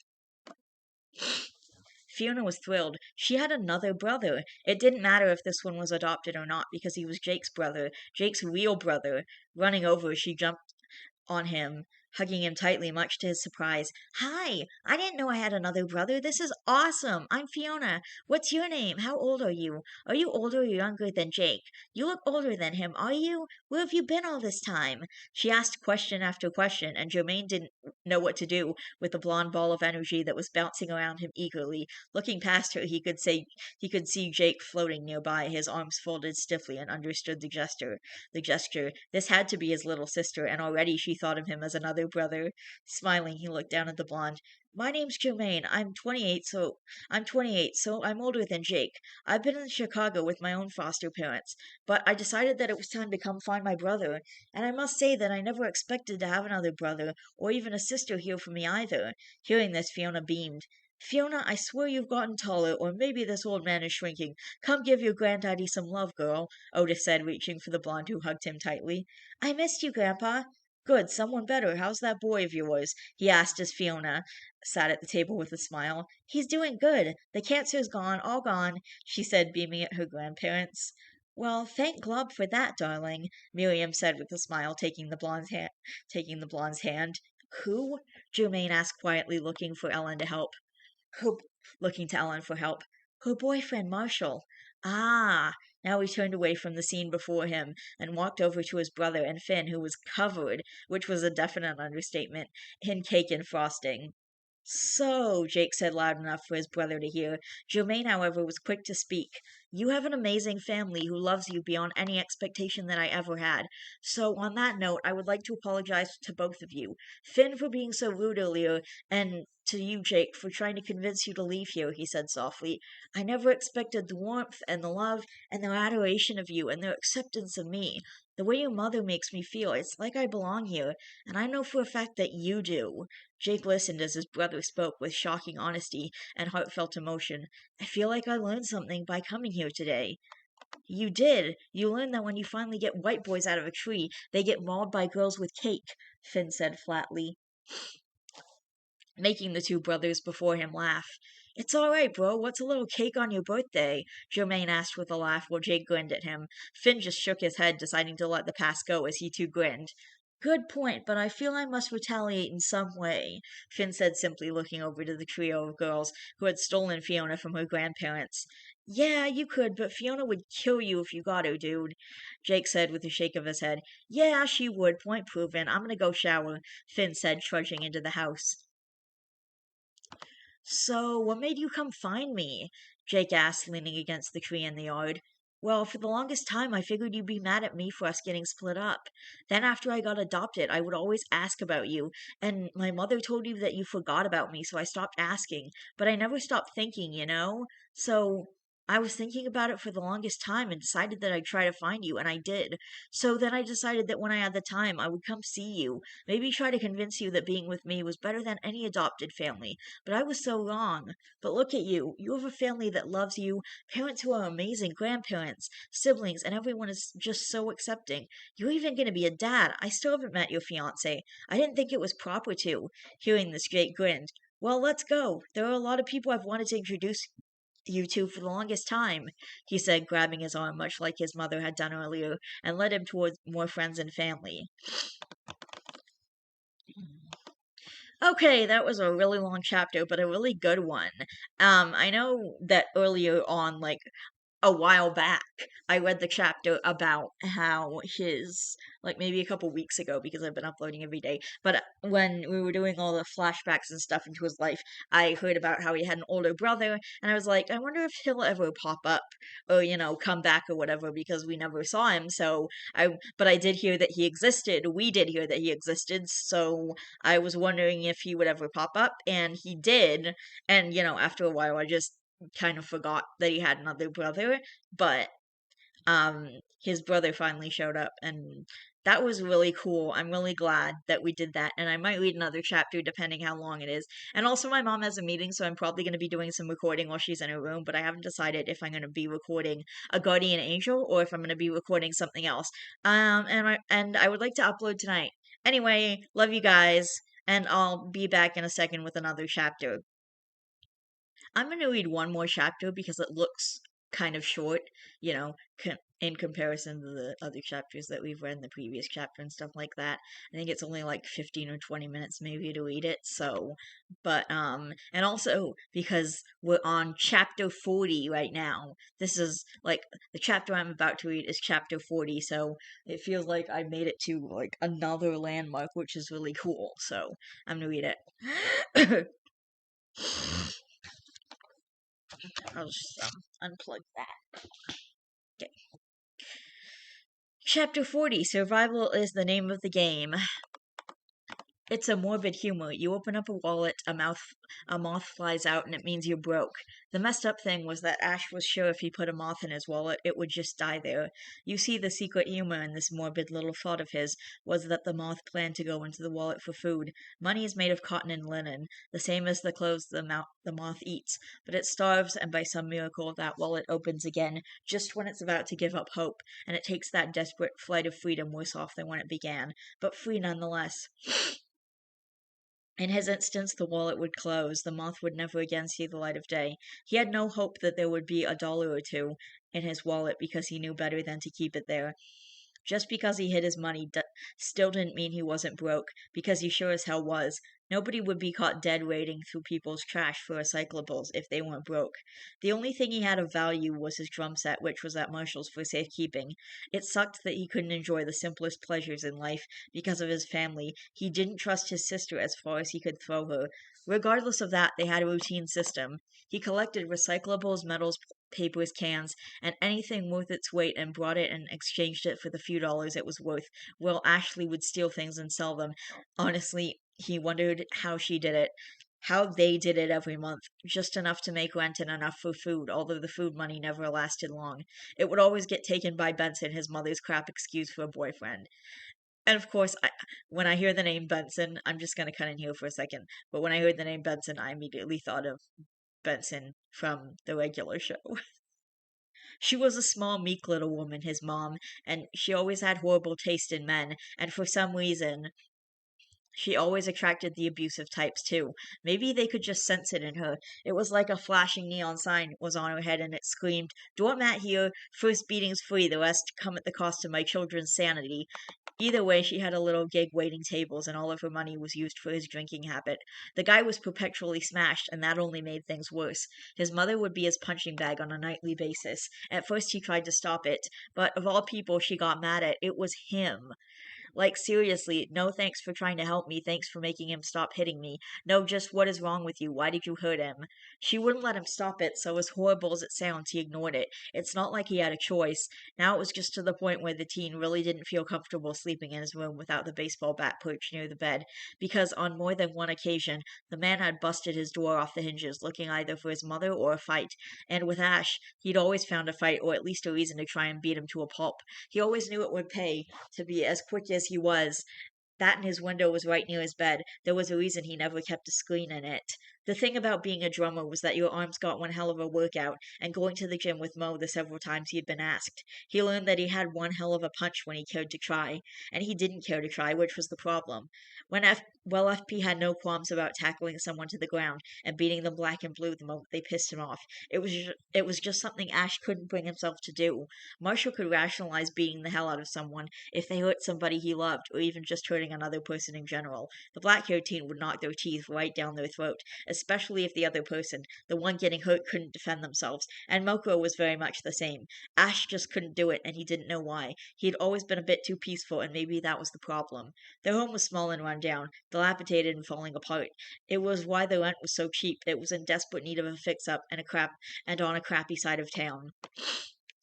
He wasn't surprised when he arrived that his mother's boyfriend was already in a stupor, barely conscious on the couch. He mumbled something unintelligible as the teen walked past him. Ash checked the mail. It was junk and bills, always bills. This time it was the electricity bill, which was odd because it was abnormally low this month, for at a reasonable $63.42. Usually it was closer to $100. Walking to his mother's room, he found Benson's stolen stash of his mother's money and grabbed $60. So he could scrounge up $4 more on the way to get the money order. Again he walked by Benson, who this time was out cold as he made his way out the door and down the street. $4. Gotta find $4, or $3.50 either, or ooh, look, a quarter. Stooping down, he snatched the coin off the ground. It was 25 cents less that he had to scrounge for. The easiest way to get money was to find metals and bring them in for scrap. You find copper piping or wiring, you're set for a few days, and while Ash wasn't that optimistic, he had his hopes up. He was sure he could find something of value if he looked hard enough. He had a car, a crappy little car, but it was his. He'd bought it after years of saving. The best part was that his grandparents paid for the insurance for him, and would as long as he kept a clean driving record, so he did. But he liked to walk, especially when it was for the necessary searching for the remaining money for the bill. Now the real question is, why didn't he just take $65 or $64? He'd already taken 60, so what's the big deal? Benson counted the fives and the ones. Higher bills he always spent first on his search for alcohol, so while he barely noticed if you kept it 50 and under 60 was pushing it. But he hadn't taken anything in a while, and he honestly wouldn't notice two bills missing from the pile. More than that on a frequent basis, though, and he'd get a sense that somebody was constantly in the cookie jar, and that never turned out well for any of them. The last time that happened, Ash vividly recalled mopping up gasoline off the floor and having to rip up and throw out the gas-soaked carpet in the living room. The smell lasted for weeks, and even now the smell of gasoline still bothered him. He'd been scrounging, finding several cans here and there and putting them in the bag. He continued digging around, and when he spotted something that surely his eyes just weren't registering correctly, because he looked when he continued digging around when he spotted something that surely his eyes just weren't registering correctly, because it looked a lot like a wallet. Snatching it off the ground, he opened it, because it was indeed a wallet. It had the ID of a young man and a picture of two small children, and the address was right in this neighborhood, and there was money inside of it. 2 20s, a 10, a 5, and 2 1s. $57 in total. He could take it. The brunette let out a sigh, checking the address once more, and oddly he just happened to catch the woman outside her house, looking a panicked mess while she spoke on her cell phone, and from the sound of it she was freaking out about, hey, her wallet. He caught her attention, showing her the wallet, and the woman was ecstatic. Quickly she grabbed it, searched it inside it, and handed him $5 as a reward, which had Ash just as excited because he was tired of picking up those gross, sticky soda cans. They thanked each other, and he headed towards the bank for a money order, feeling more than successful in his endeavor. The bank was closer than his car, so Ash just continued to walk. The process was quick. He gave them the money, they gave him the money order, and the best part was that it honestly became a useless scrap of paper until it was written into the order of someone or something. And that's exactly what he did. He wrote it to the electric company, and stuffing it in the return envelope, he dropped it in the closest mailbox available before walking home. His sister was home from wherever she'd been when he returned to the house. He could tell by the loud blasting music and the smell of cigarette smoke. He walked into his room, opened the window, and flopped on the bed, barely feeling the chilly air through his hoodie. Already he was exhausted. He'd just come in from a job interview when he came home for the first time. Nobody knew about it, which was best, because if they knew he'd be bringing money in, he'd seriously be screwed, and then he'd get targeted by both Ashley and Benson for cash. At least when it was obvious he was broke, Ashley left him alone for the most part. He hoped he got the job. His references were Marshall's mother and his grandfather.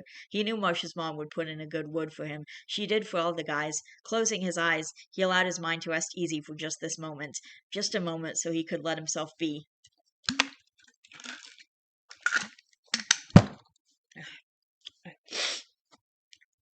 It was dark, and a piercing scream startled him awake. Though much to his surprise, it was not his mother's, but his sister's. There was a loud crashing commotion outside the door, and his sister was screaming. That wasn't good because Ashley never bugged out over anything. Now the real question was, did he even want to get caught up in the brawl taking place in the room that was outside his door? The fact that even Ashley was freaking out meant he had to step in, because this was something more dysfunctional than the norm. Quickly, he jumped off the bed, and having a feeling that he might just have to use the bat today, he grabbed it, and just before his hand touched the doorknob, he heard his sister scream again. Benson, stop it! You're gonna kill her! Ash, he's gonna kill her! Ash!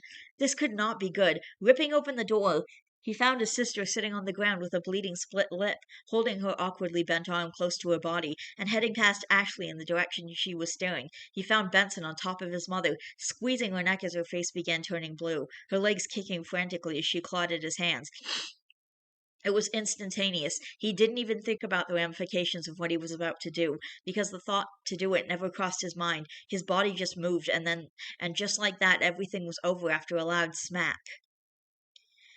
Everything was silent except for the sounds of his mother gasping for air and his sister breathing harshly, obviously in pain. Ash could do nothing but stare at the man who lay on the ground, unmoving. He felt like he was going to be sick almost immediately. It was as if he couldn't breathe, and he felt the strongest urge to just run as far from his house as humanly possible.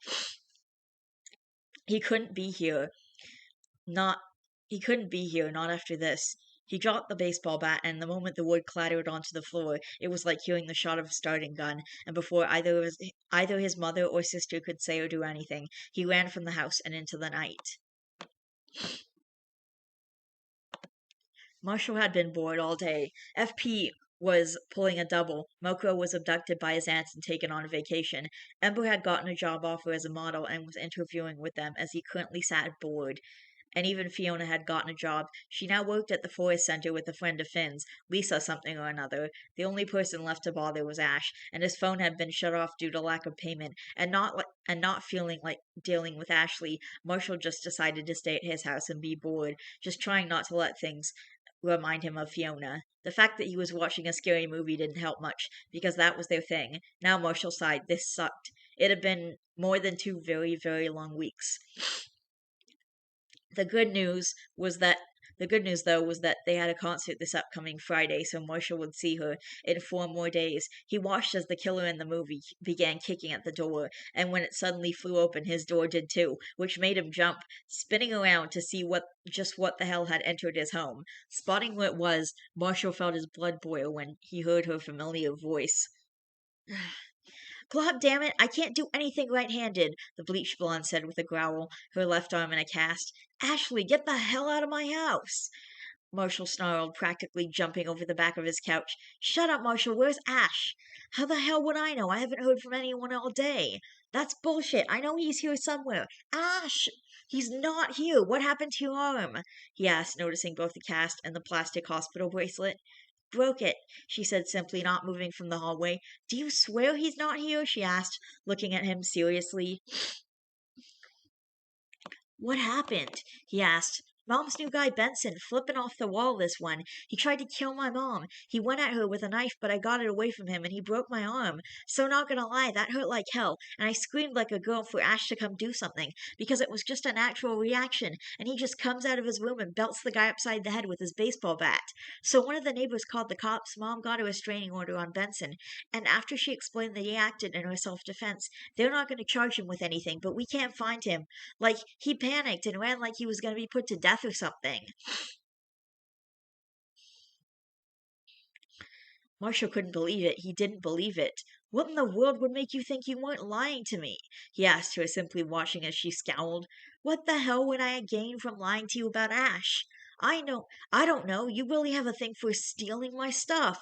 Marshall snapped, crossing his arms. Listen, I'm telling you the truth because I thought he'd be here. He has to be with one of you guys, she said just as irritably as she turned on her heel, storming away.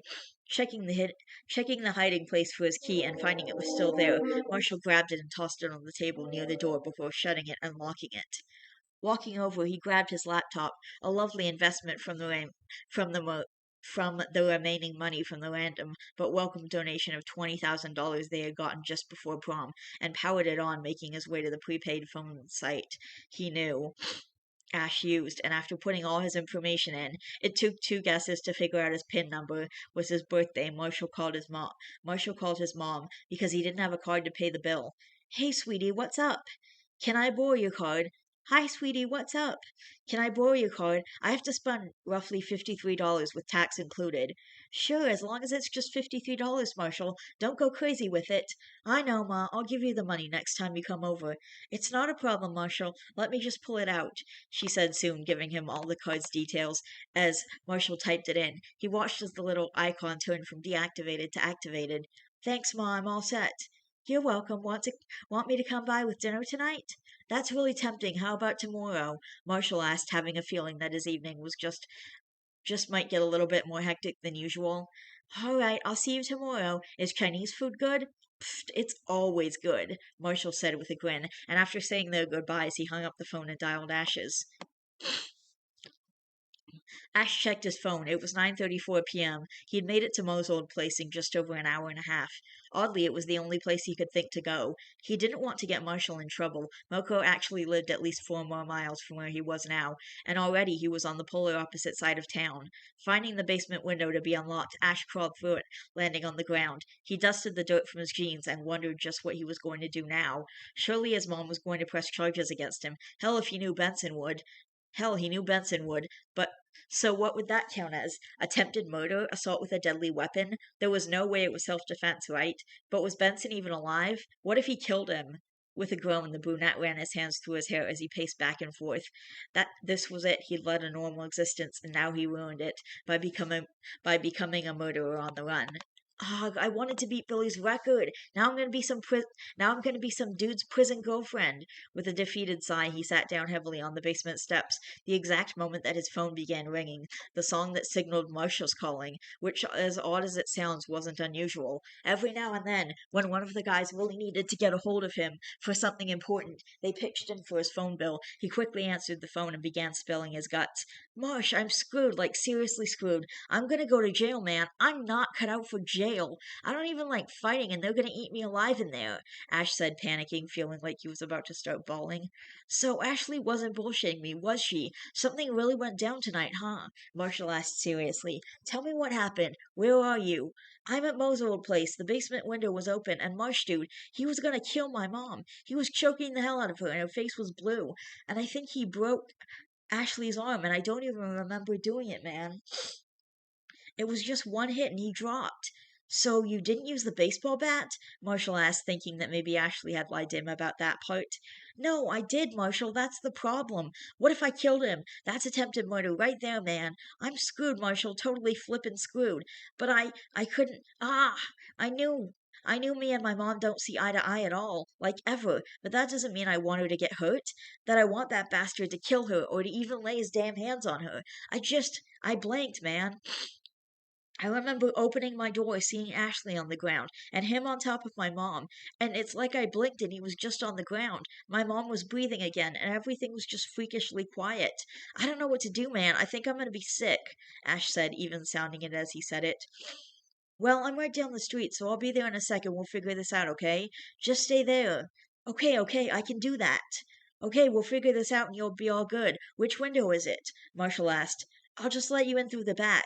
Now you're thinking clearly, man. Just keep this mindset and you'll be golden, Marshall said. Now you're thinking clearly, man. Just keep this mindset and you'll be golden, Marshall said as he headed to the back of the house waiting. After a few minutes, Ash opened the door, having come up from the basement. So what are we gonna do? Ash asked nervously. Easy, we're gonna call the police through the non-emergency number and ask about the case. That's all. Just tell them the truth. You did it to save your mom, you were afraid you'd be in trouble, and you panicked. You don't have a record, you've always had good grades, and that stuff counts. Besides, Ashley said that your mom got a restraining order on him, and that there was no way she was pressing any charges on anyone but him. Really? Yeah, man. Okay, you call them, he said nervously, watching as Marshall sat relaxed on the stoop next to him, easily talking to the officers on the other line, charming them all as easily as a knife goes through hot butter. Finally, they wanted to talk to him, and instead of just handing him the phone, Ash was never more relieved when Marshall put it on speaker. An officer, after assuring him that he was indeed not in any trouble, began asking him questions about what had happened and how the whole scenario took place, and immediately Ash told him what had happened from his point of view, going back from when his mother first brought the man home. He was going into nervous hysterics and doing everything but begin to cry. He paced back and forth, running his hand through his hair nervously as he shook in both anger and fear still. After almost an hour, it was over and done with. See, Marshall said reassuringly, nothing to worry about. Besides, you'd be a terrible jailbird. You're not even pretty enough to be somebody's jailhouse lover, so you'd really have to fend for yourself, Marshall said with a laugh, making Ash chuckle reluctantly. Nah, I'd have been screwed. I'm not very intimidating at all. Nope, but you have presence, and that's just all you really need. See, all you have to do is stand tall with your arms crossed, flex your muscles and glare, and it makes you look tough. And looking tough can be just as good as being tough. Well, as long as you're not in jail, but still, if you can look scary people won't want to mess with you, the older teen said with a shrug. Want to ride home? I took FP's truck. Sure, why not? The drive home. Sure, why not? The drive home was filled with idle chatter about pretty much everything. Fiona being away, Ember's interview, Ember's interview. They said they'd call her, Mo being on vacation, and even Ash's interview, which she'd said had gone pretty well. They pulled up to his house, and after their goodbyes, Marshall drove off, and Ash walked into the building. The smell of stale liquor was the faintest it had been in months, and just that had given him a sense of relief. He entered the living room and paused, spotting his mother drinking from a mug on the couch, watching TV. I was wondering if you'd come home, she said softly. Ashton Lionel Graham, I was afraid you'd never come home. Don't you dare scare me like that again, she said in a scolding voice. I'm sorry, Ma. Thank you for saving me, for always trying to save me. I was just so afraid of him, but he's not ever coming back here. We'll save money and move out of the house into a better one, she said, taking another sip of tea. Ma, you don't have to get rid of the house. It just needs some help, Ash said, sitting down next to her. I had a job interview today for a construction company. It only works weekdays, but the pay's good, so when they hire me, I can pick up tricks, and this place will be awesome and completely livable in no time, okay? He asked, taking her hand reassuringly. Oh, Ash, I'm so sorry I've been putting you and Ashley through this. It's not your fault. Find yourself a nice guy. Stop doing men favors because a real man can provide for himself. He won't need your money, but maybe you just have to be single a while and truly find yourself, who you are, and when the time's right, you'll find somebody. Nobody will replace Dad, but you'll find someone who loves you. And when all else fails, just remember that me and Ashley love you. You're not a failure or a doormat to us. You're a mother, and you're more than important to us. He found it so odd that it seemed that the roles had reversed, how he was acting and speaking like the adult, and she the wayward teenager, fallen from a love that had indeed never been real love. His mother sat silently absorbing these words, and Ash decided to leave her with them. I'm gonna go to bed, okay? Okay, sweet dreams, sweetie. Night, Ma. He walked into his room and found everything as he'd left it, and walking over for the first time in more than 2 years, he closed the window in his bedroom, and flopping on the bed, he fell into a very peaceful slumber. They were finally free from this monster, all of them, and for the first time in forever, Ash knew what it was like to be the moth that had flown to freedom. They had been at rock bottom. Now the only way to go was up. Okay, wow. All right, so I'm done for now. I might come back with something else later, or I might not. I'll see how I feel. But either way, it's going to be in a different upload. Anyway, I love each and every one of you guys. Please don't forget to always be yourself. Vanellope signing. I mean, you are valid, and I will see you all in the next video. Bye!